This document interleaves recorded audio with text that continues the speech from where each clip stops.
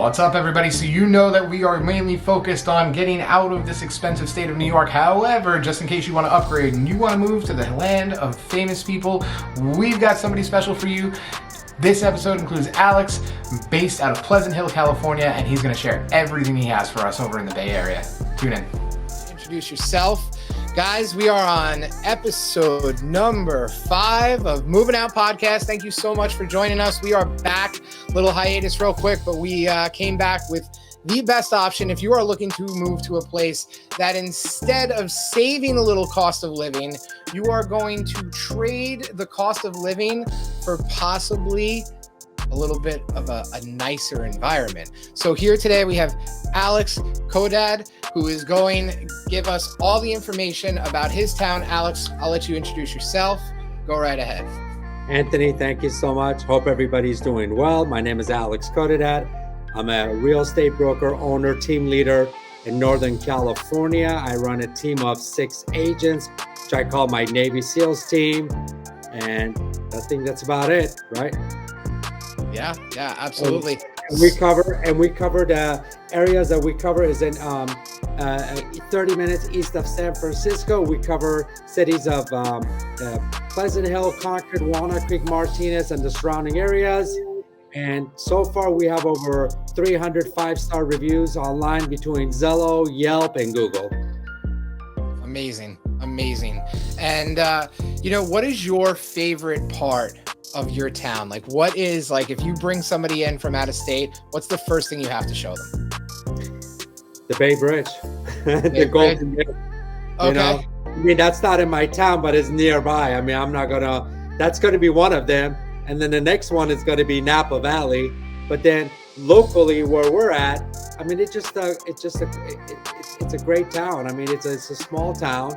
It's Pleasant Hill has a population of 38,000, but the surrounding cities like Walnut Creek has like 65,000. Concord has, we call them cities over here. I don't know. You guys probably call them cities over there too, right? Absolutely, yeah.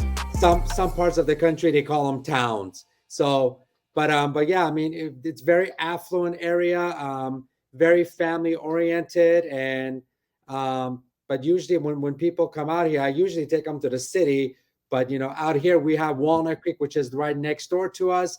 And Walnut Creek has a really, really nice nightlife, great food, variety of different food. And as you know, I've interviewed over 170 local restaurants. So I'm very familiar with all the restaurants and the nightlives and what have you. With the real estate market there, I know here in New York, we have really competitive markets.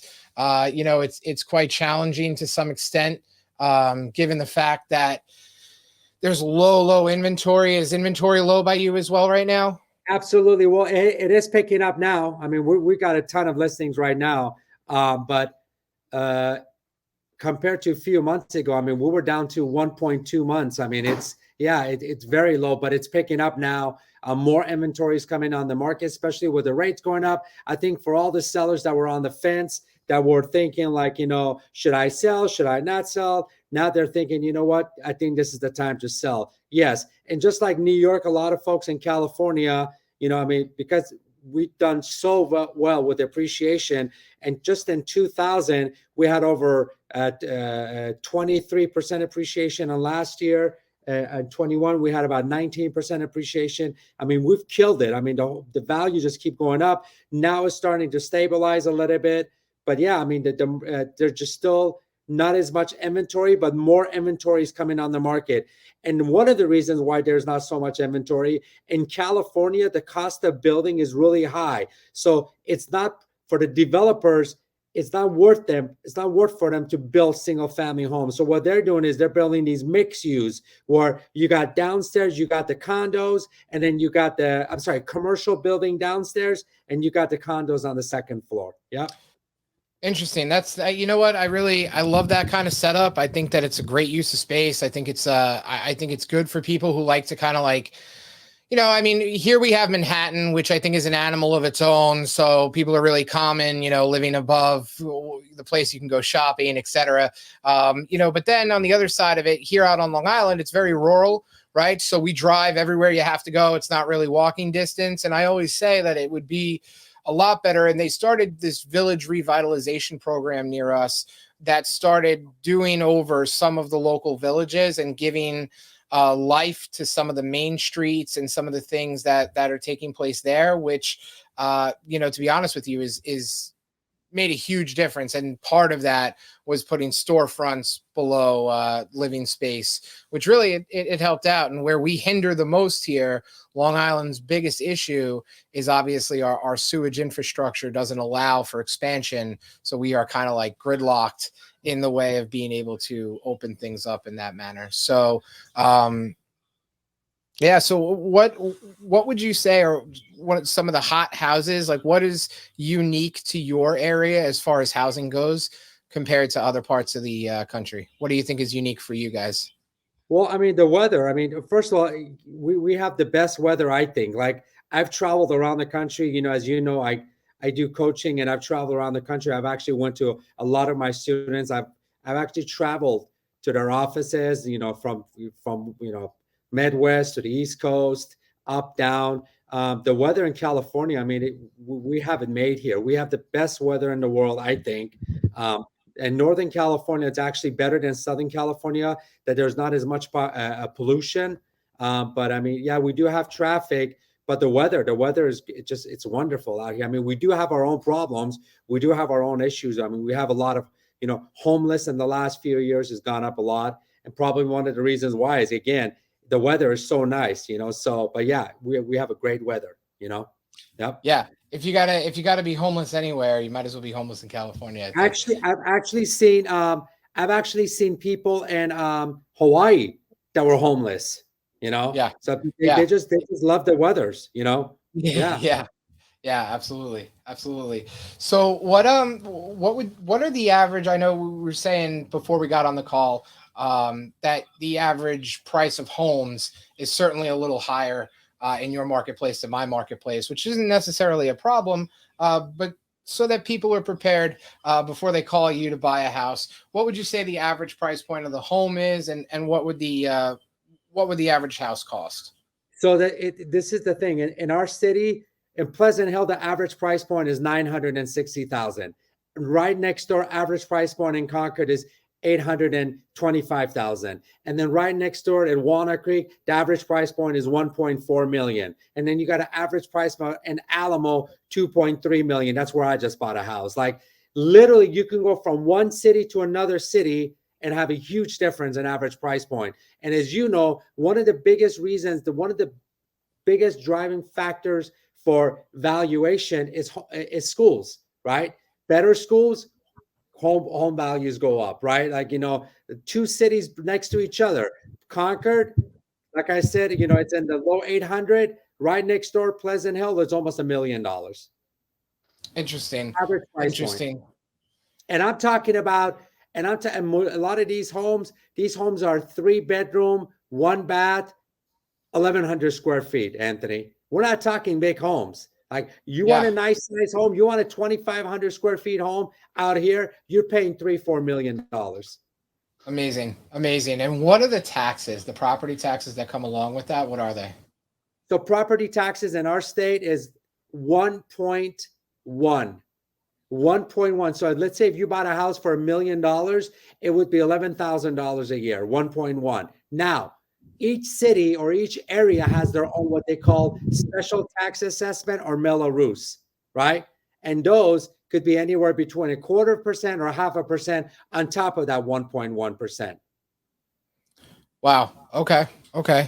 So obviously a little bit higher than here on Long Island in New York. And another thing too is we passed in 1978 Proposition 13. So that was a nice thing. So what Prop 13 said is that whatever you buy your house, you're going to pay tax on that even 30 years from now. Okay. But there's a little clause. Every year there's a 3% inflation. So what does that mean? If you bought a house for $1 million and you pay tax on $1 million, next year you're going to pay tax on $1,000,000. 3% would be what? 30,000. Next year you'll pay tax on $1,030,000 times 1.1. It's very small, but every year it will go up 3% of whatever the value was. And the taxpayers, last year, they passed Proposition 19, which says that if you're above 55, if you're 55 and over, and you want to sell your house and you want to buy in a nicer area, whatever your tax was, whatever your tax basis, whatever you were paying, you were able to carry that over to the new home. Okay. Okay. So that, I mean, little benefit there. Yep. So they come to buy a house. What is the process? Do they use a real estate attorney where you are? Or is it an escrow? Yeah, as escrow. Yeah, there's no real estate attorneys here. It's title, escrow. So as a realtor, we go into contract. We get a fully executed contract. We open up escrow. Usually, as a listing agent, I already have escrow opened up. They can prefer to go with us, or they can say, no, we're paying for escrow, so we want to use our own escrow company. Then we just put everything through escrow, the earnest money deposit, and what have you, and then go through the process until the close of escrow. But yeah, we do not have attorneys here. No, I mean, we got attorneys, but not for what we're doing. Gotcha. What is the steps that they go through with you? Obviously, I think everywhere in America starts with getting pre-approved, right? That's right. Same thing over here. Okay. Same thing over here. Yep. Okay. And after that, what do you usually advise buyers to do? So what I usually do is I have them. What I do is if they call us up and say, hey, I'm thinking about buying a house, we set up a meeting. Okay. I don't just send them out to a lender.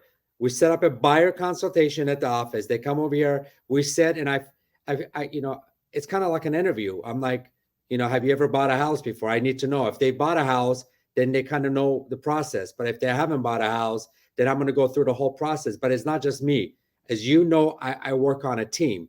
I built a team. I'm not a solo agent. So my team, one of my team member that I feel will be a good match with that buyer will sit, and they'll be here in this office with us. They'll sit in the meeting, and then we'll talk to the client. Like, what's important for you? Like, what's our goal? What are you trying to accomplish? Right? Like, we're not just here to just, take your order, and we're not an Uber driver. We're here to really feel you out and say, what is it that you want? Right? Tell me what it is that you want, and I'm going to let you know how realistic that's going to be being able to accomplish that or not. Once we get that dialed in, then we will connect them with our lender if that's what they want. But if they prefer to go with their own lender, that's fine. Then we'll tell them about the process of going out there looking at offers, especially the way it's been going. Every offer submitted, you got 20, 25 offers. We're going to set expectations so they don't get discouraged. One of the things I tell my clients, which I know people are going to be like, are you kidding me? I tell them, don't get emotional, which they do. I get emotional. And I try to tell them, do not get too emotional. Like my own brother-in-law, I told him, I said, look, based on you only putting 5% down, we're limited. So we got to go out there and find the ugliest house in the prettiest neighborhood, but not too ugly where the lender is not going to give us a loan, right? Like, we got to do those things, right? And we did. And I was able to get him a house $250,000 below market in this market, right? In this market, I was able to do that because nobody wanted it. Because, he saw $3,000 worth of termites. He was freaking out. He's like, oh my God. I'm like, dude, that's nothing. I could show you homes in Berkeley to have $150,000 in termites. That's nothing. Like, I know what's important, what's not, right? So things like that. So, but yeah, I mean, we go through the whole process. We set up that expectation. Our agent goes out there, gives them an exceptional customer service, takes care of the client, and we close. So the perks of moving to California are going to be obviously the weather. The weather. Absolutely. The weather, the job opportunities. Yep. Talk about that real quick. Job opportunities. Silicon Valley is right around the corner, right?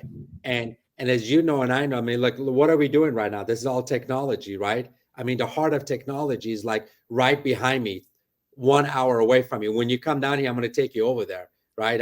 Kids coming out of college making $200,000. I swear to you, when I came out of college, I was making like $35,000. They're making $200,000 coming out of school, especially with all this virtual. We had the agricultural revolution, industrial revolution, technology revolution. But I think the next one is virtual revolution, right? They're building this stuff right here. right? And it's like, I mean, there's a lot of opportunities. A lot of my clients that come here, they're working for Google, they're working for Facebook. It's all right here. It's all right here. Amazing. Amazing. Let's talk about the fun stuff. So you come there for the weather. What kind of attractions you got? You mentioned the bridge before. What Yeah. else?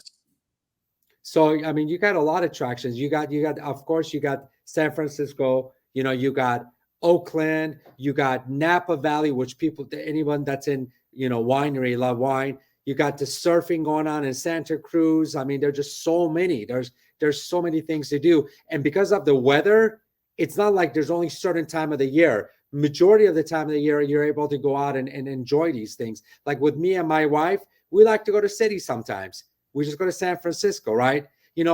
Our San Francisco and Oakland is like your New York and New Jersey. Yeah. One bridge and you're over to the other side. So amazing. But the nightlife, the restaurants, the food, but the culture, like you and me, we can relate because we're multicultural. Like you go to school here, you have people from all around the world. Like you have all these different cultures, right? Yeah. Right next door to me, you have a Russian, children, they come over here for language, like to learn Russian, right? Like you got all these, you have so many things to do here, but the nightlife is wonderful. It's very family oriented. The only challenge that we have, and I think you probably have this in New York, is being able to help these homeless people. I mean, it's kind of got out of hand. And that's like one of the only challenges that I can see in some areas. Do you have the same issues over there too, Anthony? So Long Island has a sprinkle of it here and there, and obviously New York City has a much higher population, but I look at it as, and I don't know, maybe it's just as a real estate agent, I feel really responsible for finding everyone a home, even the homeless. And I'm just so surprised as a society, we haven't figured out a better remedy for homelessness yet. I watched that entire documentary on Tent City that was over in California, and it was at some points heartbreaking, and at the other points you say to yourself, like, when people have to be as resourceful as to create their own area because no one's making space for them, what else do you do? That's right. I mean, think about it. Over here, right now, in certain parts of our city, average price point, like per square feet, is over $1,000, right? Over $1,000 a square feet. Yeah. And it's amazing because in 2008, that same home was about $160 a square feet. I mean, talk about appreciation, how much money, that's been made. And a lot of folks believe that the market's going to crash. I really don't think so. And I'll tell you why. Because of the fact that a lot of these baby boomers, they're passing away. The next 10 years, we're going to have a huge transfer of wealth. So we're seeing a lot of money transferring hands. So if Junior couldn't afford, he's out of school making $150,000, but he doesn't have down payment. Grandma just passed away. Now he just inherited $500,000. Now he's got money for down payment. Yeah, you're not wrong. So that's really it's interesting as far as the way the markets go and the similarities between the two coasts. What would you want people to know before coming out there? As far as the differences we went over the purchasing process. What about the lifestyle changes? Like what do people usually get into out there? What is different in California as far as anywhere else? What would you say people have to adapt to the most? One thing they're going to have to adapt to right now, I'm going to be honest with you again, is the homeless. That's our number one thing right now is homeless. These folks, it's sad. Like, I was in Southern California. I was at Universal Studio. I had to leave the park to go get some food for my kid and my wife. There was certain thing that my daughter wanted that didn't sell at the park. I drove out of the Universal Studios, Anthony, and I made a right turn.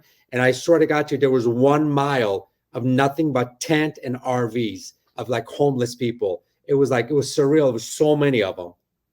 Wow. Yeah. Wow. Yeah, that is definitely surprising. And, I pray for all those people. I hope it actually resolves itself quick. So yeah, I think this is really informative. I think people, if they're planning on going out to California, have a lot of deciding to do as far as where they want to go. But if you decide that you want to live in the Pleasant Hill area, you're going to give Alex a call. He can give you the tour of a lifetime, make sure that you get to know everything, all the goods and the bads. I would say that the towns that you're describing to me sound like, the true American dream, the epitome of the American dream, where the average price point is well over $500,000. The cost of living, I would assume, is not cheap. Yeah.